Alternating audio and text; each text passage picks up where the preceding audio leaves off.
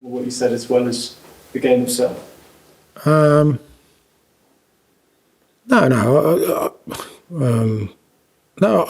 Like I said, for me, I just think when you're trying to achieve at this level, whatever it is you're trying to achieve, you have to be totally focused on that objective. You can't get distracted, like, by anything, like whether it's, this time it was sort of the, whatever the issue was, but next time there'll be another issue. Like, there'll always be something that will try and drag you away, and that's why I keep going. The discipline is to say, well, no, actually, what the most important thing is that we prepare ourselves for victory, and everyone's aligned in that. And when everyone's aligned in that, you've got a better chance of success. But if you're not, if people are sort of, geez, we've got to deal with this, we've got to deal with that, and what about this? And then I just don't think you can be truly successful at this level with the margins that you need to be if you get distracted. So did you feel people inside the club weren't aligned and were distracted then? Was that I mean, that's... Yeah, but hold on a sec, Dan. I sat in here and all the questions I got were about that. Of course, I'm distracted. Like, we're human beings, mate. So, of course. It's not like...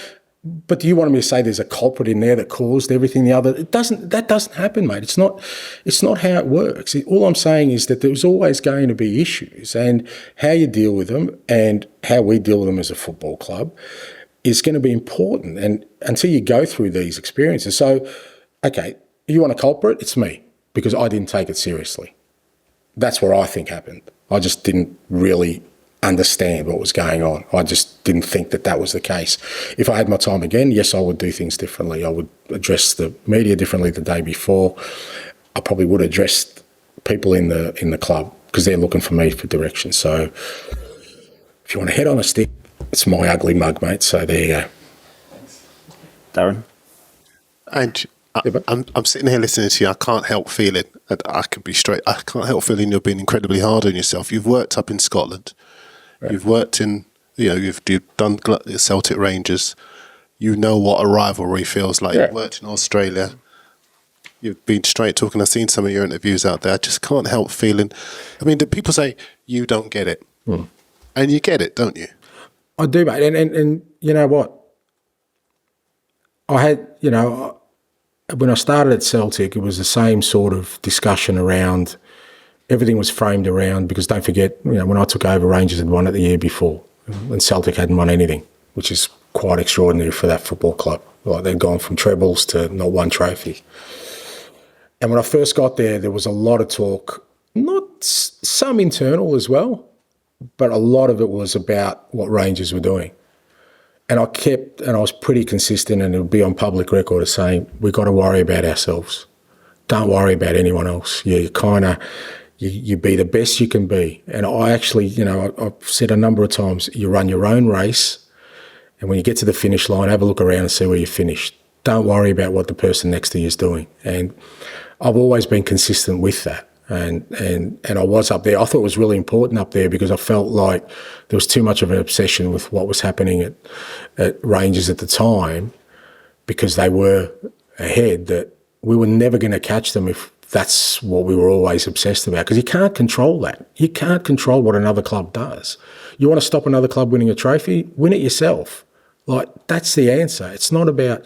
And that doesn't mean you don't want them to lose. I get that, absolutely. Like, I felt that living up in, as much as people were happy we were winning, they were just as happy the other mob were losing. And it was vice versa. So I get that.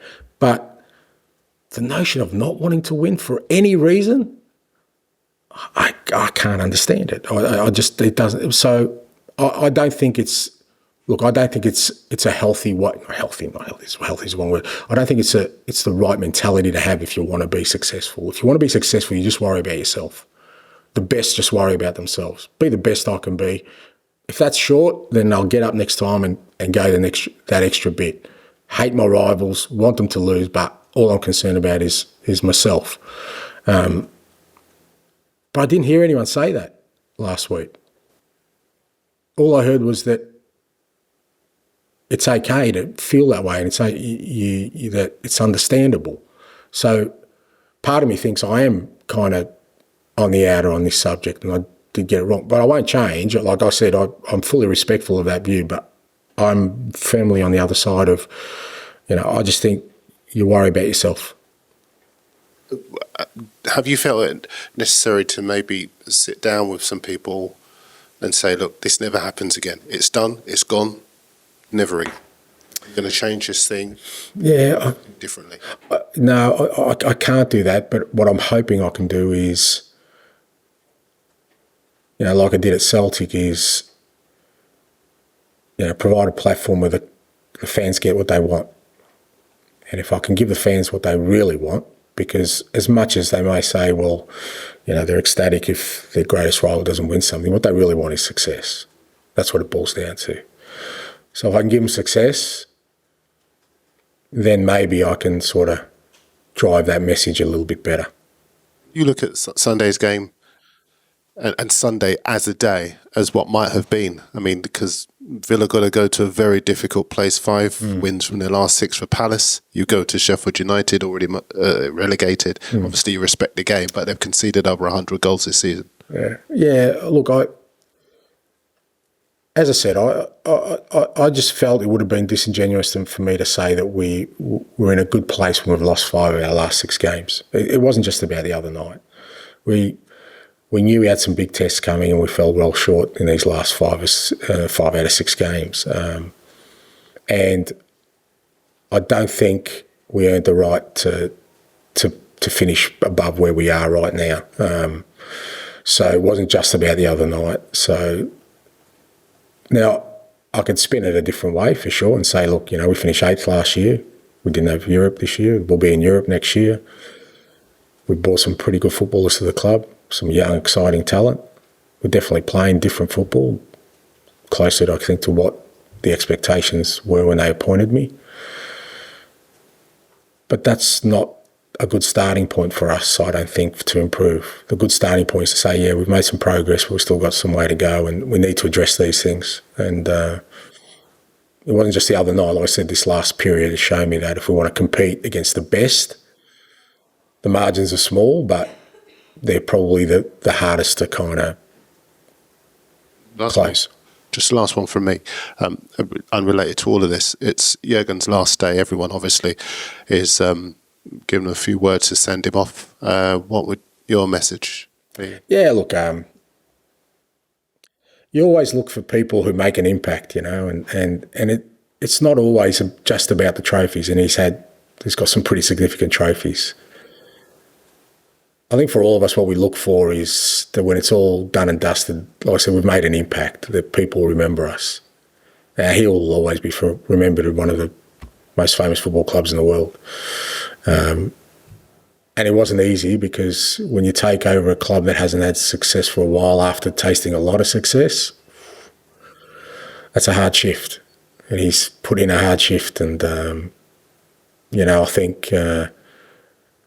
like I said, when you make an indelible impact where you've been, I think that's the greatest reward for anybody, apart from the trophies and, anything else you may gain along the way.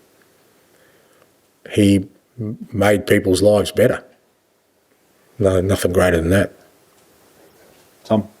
And do you think a lot of fans will watch this press conference and read about it, and they'll have a lot of fears allayed by the way you speak today, you clarified all the things the other day, but they will have been quite alarmed at the reaction and worrying about whether you're happy here, really. But so just to sort of draw a line under it, I know you sort of refer to it throughout the conference, but are you happy at Tottenham? And is all this not going to be a problem?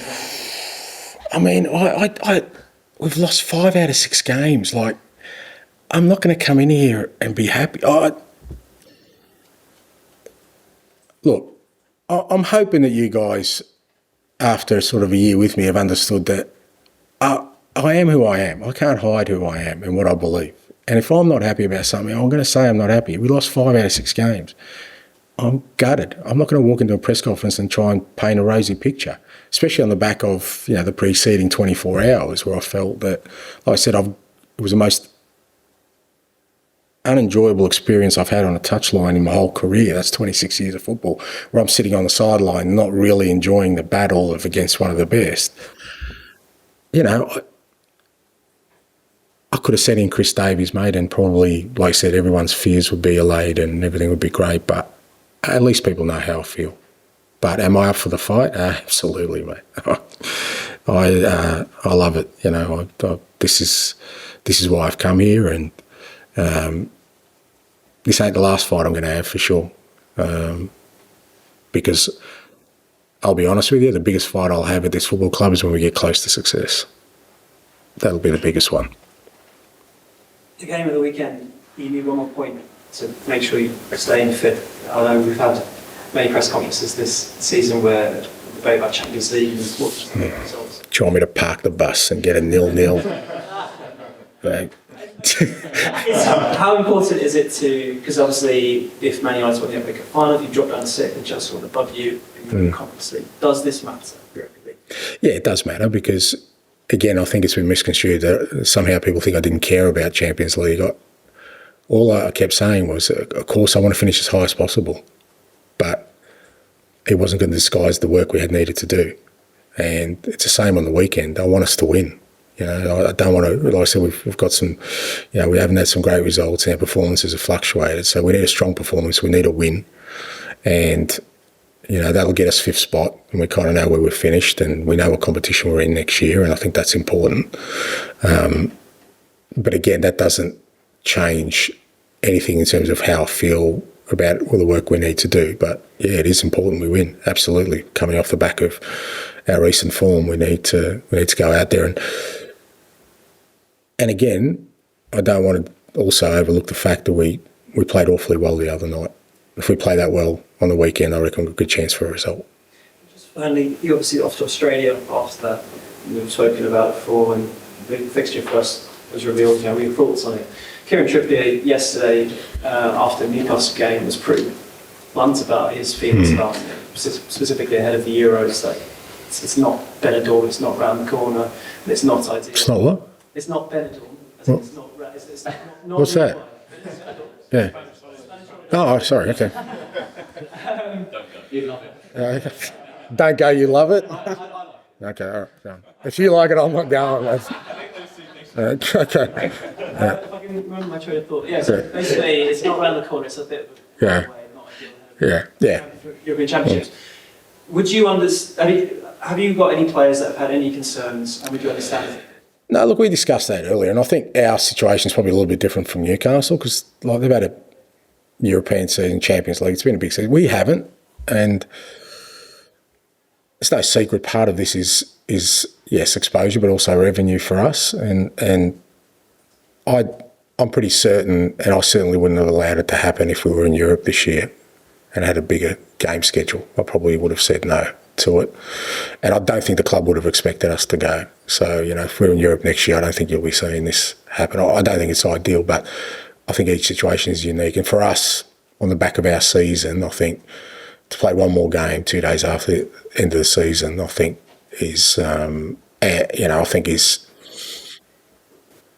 there's substance to it for us. And we had a discussion with the playing group really early on about it, and they understood why we're doing it, and we all kind of made a commitment to go, and that's what's going to happen.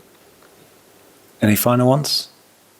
No? Okay, we'll leave it there. Is this a bit... Yeah, I think it's a bit where I have to sort of pretend to thank you all and be happy that we've had a great experience together and appreciate all your support. No, I do. Thank you. Obviously, last press conference and,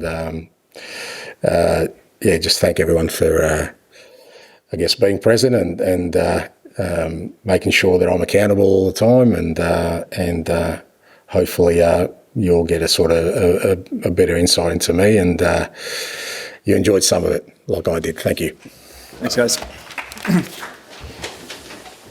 2 claps.